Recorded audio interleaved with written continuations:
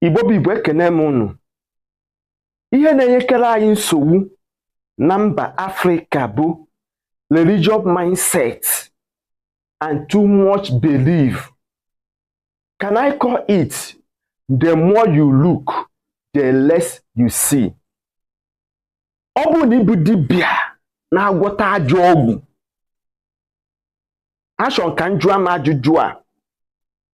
Ọ bụ na ịbụ a pastor or a reverend, na ị nwere a commanding power, ị nwere authoritative power to raise a dead, ịkpọrịta onye nwụrụ anwụ, to make a cripple to walk, onye ngwụrụ ọga ije, to make a blind to see, onye anaghị afụ ụzọ, onye kpuru ìsì, for his mother's birth to see again.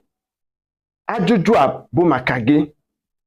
Dịka dibịa, o nwere ihe dịka ọgwụ ọbụla ị ga-agwọchiarụ mmadụ maọbụ ọgwụ ọ ga-abịa ịgwọ, you na-eme appear and disappear.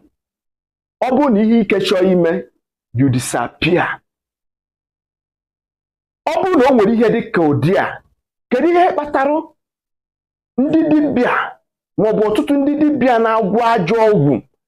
Ifeta sị na a na-agwọrọ mmadụ ajọ ọgwụ, ịghọtara ihe emini eji wee nwee ụdị ọgwụ dị otu a. Aka kpara eze ka udene, okwue mmụọ chiri ya ọzọ. N'aka nke ịbụọ, dịka a pastor, you claim that you have a commanding power. You can make a cripple to walk, but yet you need to go a breathful car to protect yourself. You give your church member a sticker to protect yourself.